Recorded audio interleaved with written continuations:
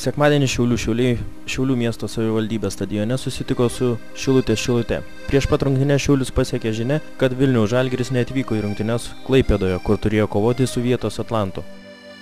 Mačo pradžioje šiauliečiai pirmieji surengė išpuolį prie Šilutės vartų. Tiksliai į vartus smūgiuoti neleido šilutiškis, o antro šanso nebebuvo. Šiauliai atakas rengė visą pirmąjį kėlinį, tik joms trūkdavo tikslumo. Šioje Mantas Kuklys apžaidęs keletą varžovų tiksliai pasiuntė kamuolį į vartus. Mantas Kuklys pirmajame kėlinyje atliko tikriausiai daugiausiai smūgių iš Šiaulių komandos žaidėjų ir kone dvigubai daugiau nei visa Šilutės vienuolikė. Šis smūgis praskriejo vos keli sprindžiai nuo vartų. Dar viena paprasta Šiaulių ataka. Galiausiai ir svečiai surengė išpuolį prie Šiaulių komandos vartų. Stiprus, bet netikslus šilutiškio smūgis skriejo link tolimojo virpsto, tačiau jo nepasiekė. Kėlinio pabaigoje Šiauliai surengė dar keletą išpuolių prie varžovų vartų. Pirmajame kėlinyje likus žaisti vos kelias minutės pavojingą Šiaulių ataką nutraukė Šilutės komandos 17 numeris Gediminas Vičius. Teisėjas už šį veiksmą Gediminui skyrė geltoną kortelę. Šilutiškis dėl šio teisėjo sprendimo per daug nesiginčijo. Pačioje kėlinio pabaigoje Šiauliai surengė dar vieną ataką prie Šilutės komandos vartų. Šį kartą vartus gyvuoju skydu saugojo gynėjai.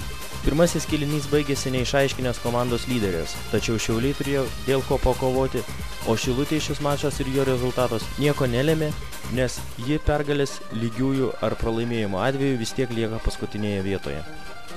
Pertraukos metu Šiaulių futbolo klubo atstovai apdovanojo veteranų futbolo klubo Logika žaidėją Joną Obrikį. Laida FC Šiauliai taip pat prisideda prie sveikinimų skirtų veteranui 65-ojo gimtadienio proga, kuris buvo vakar. Sveikatos ir jėgų. Po rungtynių specialiai laidai FC Šiauliai Jonas Obrikis davė interviu. Po pertraukos pirmieji ataką vėl surengė Šiaulių futbolininkai. Po Manto Kuklio perdavimo Vaidui Šilėnui pasitaikė nebloga galimybė persverti rezultatą. Dar vieną progą šiek tiek vėliau turėjo Aleksandras Romašovas.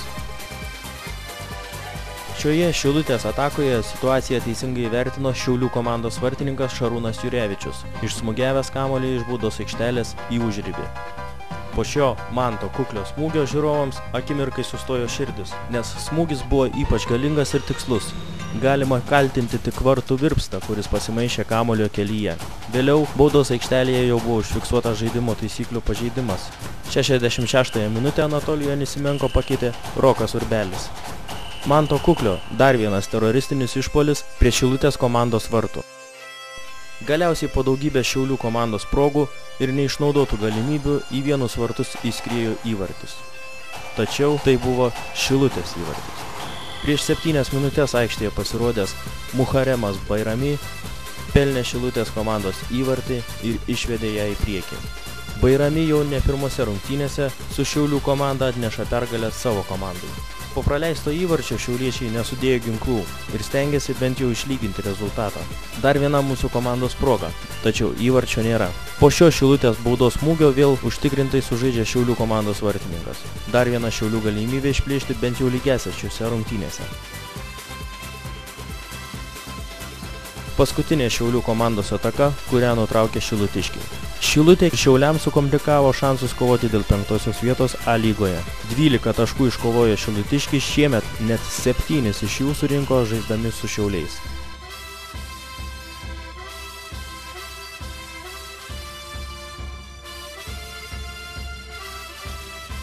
O dabar trenerių komentarai po rungtynių.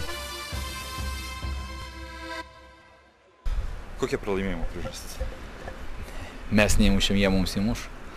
Taip jau būna futbole, kad geriau žaidžiant, geresnis žaidimas dar nereiškia pergalę, reikia įmušti įvarčius. Šiai dienai mes, kad ir neblogai žaidėm, bet dėja nesugebėjom išnaudoti savo sukurtų progų, kur priešininkai vieną kartą gerai pataikė vartus ir įvartis. Taip jau toks futbolas būna nedėkingas žaidimas. Sėkmės pritrūko ar meistriškumo? Galbūt daugiau pasakyčiau meistriškumo pritrūko mums, nes kadangi jauna komanda su Žalgiriu išnaudojom visą savo progas, beveik kiek turėjom. Su Šilutė dėja nepavyko nei vienos, nors tikrai turėjom gan nemažai progų, turėjom tikrai ir gale rungtynių, taip kad sakyčiau, kad trūksta šiai dienai mums meistriškumo. Kokie tikslai likusioms rungtynėms?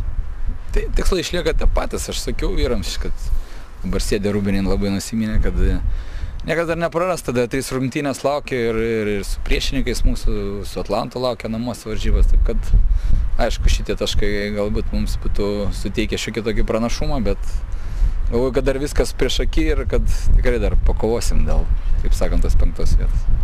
Ar nebuvo didesnės psichologinės įtampos, sužinojus, kad Žalgiris neatvyko į Klaipėdą?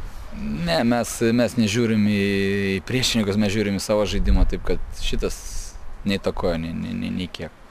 Šilutė iškovojo 12 taškų, iš viso 7 su mūsų klubu. Šiauliams labai neparanki Šilutė. Aš jau sakiau ir prieš varžybas minėjau, kad Šilutė ta komanda, kuri yra tikrai neparanki ir mes visą laiką su jais ir pernai sunkiai žaidėme, taip kad sakiau, jeigu mes įmušim pirmį įvartį, mes laimėsim, bet dėja, taip neatsitiko. Treneri, kokia pergalės jūsų priežastis? Jeigu pralaimėjimo, tai sakyčiau priežastis. Mes žaidžiame visą laiką, kad laimėtume. Man atrodo, tikslas yra vienas. Bet aišku, kad komanda gal, sakyčiau, pirmą kėlinį gal šiek tiek prasčiau žaidė, bet antrą kėlinį perėmėm iniciatyvą ir aš galvočiau, kad mes pelnytai laimėjom. Šiauliai pirmame kėlinyje dominavo, antrame kėlinyje žaidėte galbūt jūs šiek tiek geriau. Ką pasakėte per rungtynių pertrauką? Nu, visų pirma, kad mums reikėjo sustiprinti priekinės linijos žaidėjų žaidimą. Mes šitą ir padarėm keitimus ir pasakyčiau, gan vykusiai keitimai išėjo. Dauguma pavojingų momentų jūsų komanda sukūrė po standartinių situacijų. Tai stiprioji Šilutės pusė? Nu, standartinės padėtis išpildyti reikia turėti žmogų, kuris išpildytų, aišku. Tai jau kelintas rungtynės tai padaro Bairami ir šį kartą jis, aišku, gan tiksliai pramušė. Šilutė iškovojo 12 tašką šiandien ir 7 iš jų su mūsų klubu. Šiauliai parankiausi jums komanda A lygoje? Aš nepasakyčiau, kad parankiausia komanda, bet galbūt kada laimi, tai mes galvotume, kad parankiausia. Mes turėjome daug rungtynių, kuriuose žaidėm tikrai neprasčiau kaip šiandieną, bet nepavykdavo laimėti. Taip kad čia tik tai toksai rodiklis, kad mes tiek taškų surinkome prieš šią komandą, prieš jūsų komandą. Kaip vertinate Muharem Bairami žaidimą, kuris nulėmė jau antras varžybas su Šiauliais? Nu, skaityčiau, kad toksai žmogus komandai reikalingas, kuris moka išpildyti standartinės padėtis ir įneša ramumą už tai, kad jisai valdo gerai kamuolį, mato aikštę, taip kad toksai komandai žaidėjas reikalingas.